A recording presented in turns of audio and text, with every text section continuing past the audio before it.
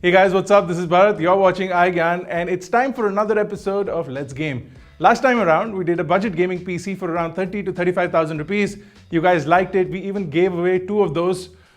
This time around, we're doing something special. We are taking the budget to double. We're doing a gaming PC build for 70 to 75,000 rupees.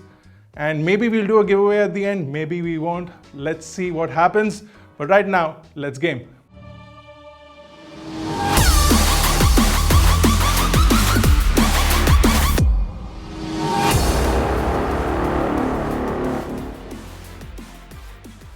So this time around, since we are doing another build and we took in feedback from the last video, we're going to do a more detailed build and show you step by step how to set up this gaming PC.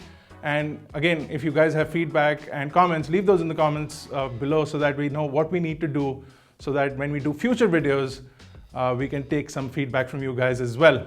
So let's quickly get started. We've got some exciting parts for this build and let's quickly get into those. So just like last time, we've got the Corsair Carbide cabinet. Now this one is slightly more expensive, but it's designed for gaming. It also has inbuilt LED lights, which is a fantastic thing. For the power supply, we went ahead with a slightly better quality power supply. So we've got the CX650 power supply. Now we went with the Gigabyte Z370M motherboard. Now this is a D3H model. We went with this because we are using the Intel Core i5-8400 Coffee Lake processor, and this is the main sort of component around which we are building this gaming PC. It's the latest generation of available chipsets, so that'll definitely make it useful. Now for graphics, we chose the Gigabyte GeForce GTX 1060 card. Actually, I have 2 of these cards, so I was deciding to use either one or the other, and we'll see which one we end up using. But one is a 3 GB card, while the other is a 6 GB card.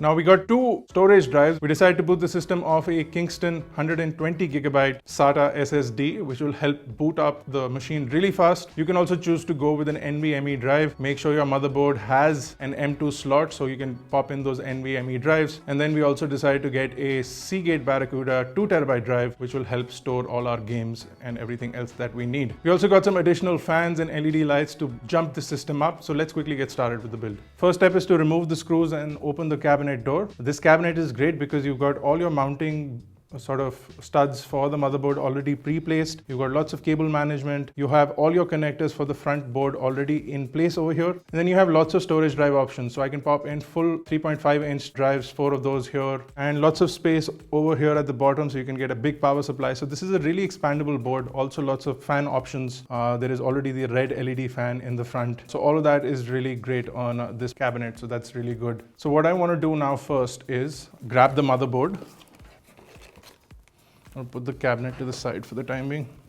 So the motherboard comes with a back plate, which will go on the back of the cabinet. You also get some SATA connectors for your drives. And this is the motherboard itself. You'll also get some documentation and the CD to update your software, etc. You can usually download most of these things from the Gigabyte website, so you don't really need the disk. Now you'll notice that most of these computer components come in these anti-static bags, which is a good thing. You should always make sure that your body is earthed before you start a PC build.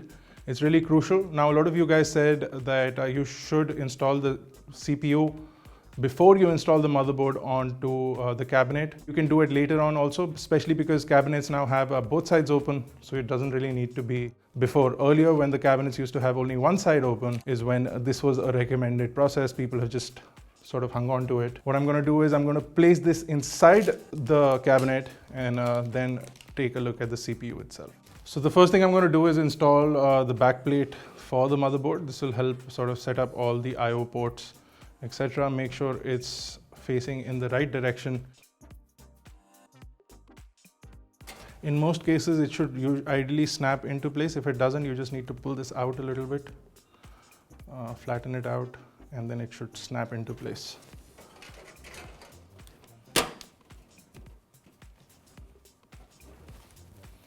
So that's all you need.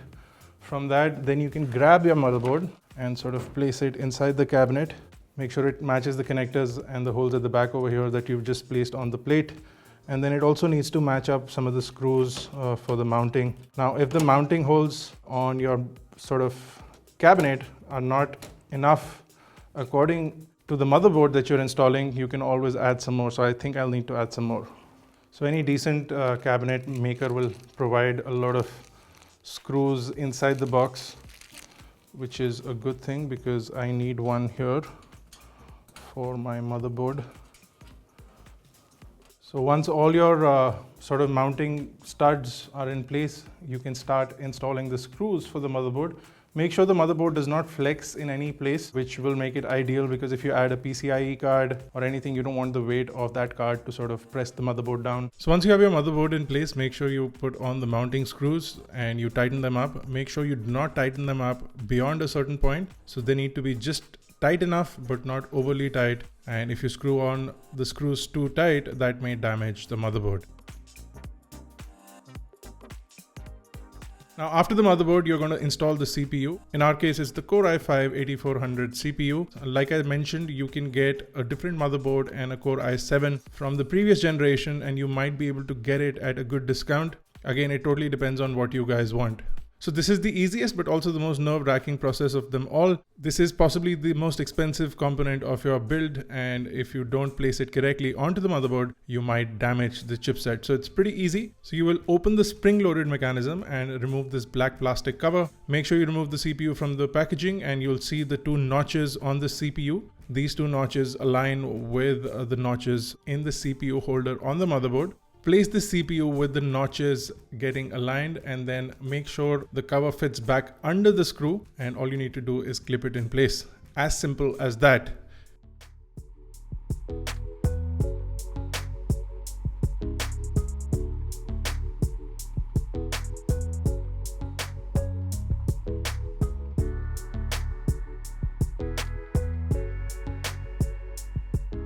Now, the included CPU cooler comes with some thermal paste on it. This is ideally a good thermal paste, but I find that Arctic Silver 5 works slightly better and allows for cooler CPU temperature. So I'm going to remove the paste that's already on the stock cooler using some isopropyl alcohol and a soft paper towel. I'm going to wipe it off as much as I can from the fan.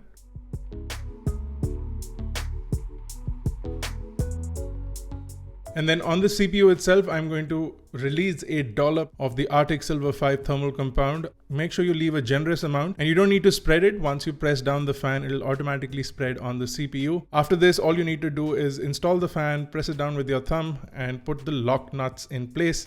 They simply click into place on the motherboard, and you are basically done.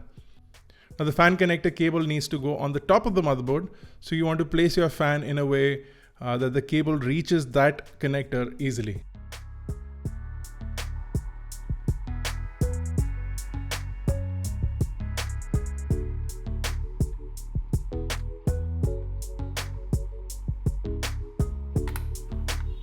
Press in the holding points, and that's it. That's how you install the fan. Next up, I'm going to install the RAM. In our case, we've got one 8GB HyperX Fury RAM. You can obviously get more, and we are planning to add upwards of 32GB on this machine. So we can get 3 more sticks of 8GB, or we can get 16GB RAM and then put 2 sticks of that. But right now, just to get this build started, I'm using 8GB of HyperX Fury RAM.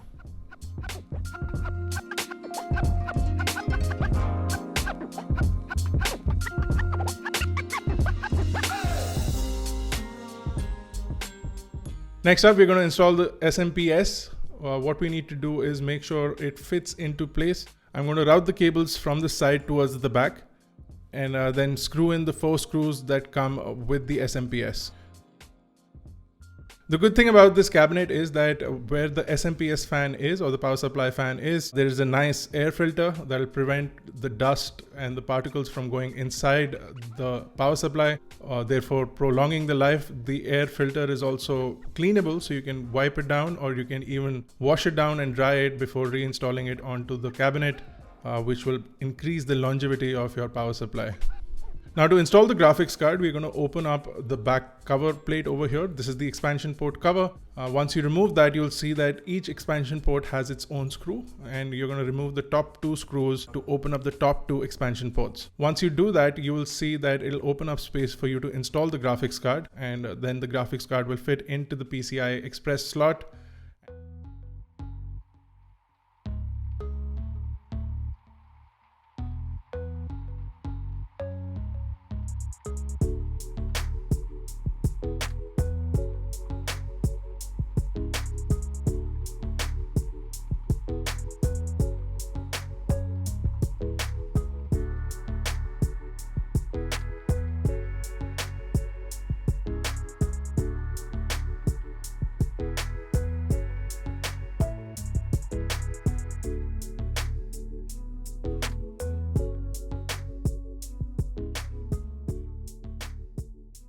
After that is done, you want to screw back the 2 screws so that they secure the graphics card in place, and then you want to put the cover back on. In case you're adding a Bluetooth or a Wi-Fi card in the PCI Express lanes, you can open up the slots in front of them as per your requirement.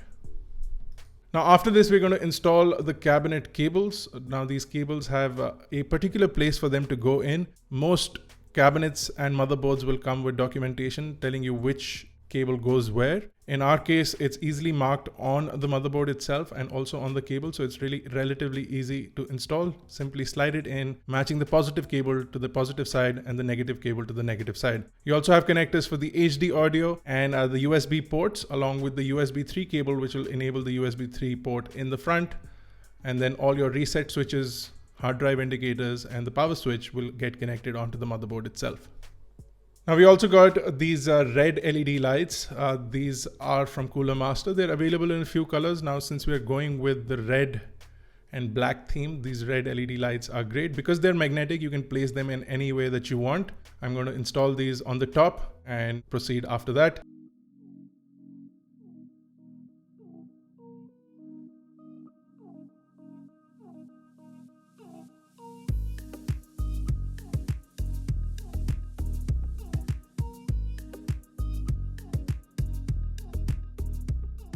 We also got this silent cooling fan with a red LED indicator. This is from a company called Circle. I'm going to install this on the back with the airflow going outwards because the fan on the front has airflow coming inwards. So this will create a nice circulation for the cabinet itself.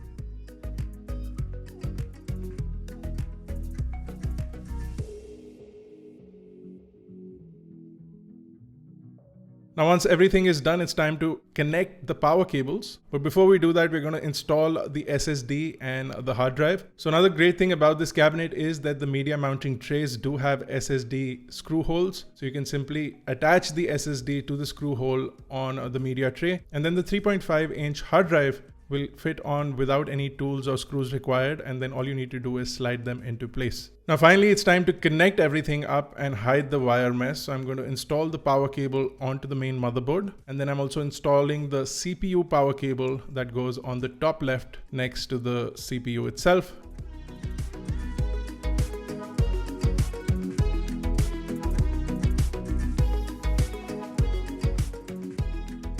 I'm also going to connect the hard drive cables at the back, the SATA cables and the power cables. I'm going to also connect the LED lights at the back. I'm also going to connect all the fans that we installed, and then I'm going to route all the cables from the back side and tidily put them in place using zip ties that are included inside the box of both the power supply and the cabinet.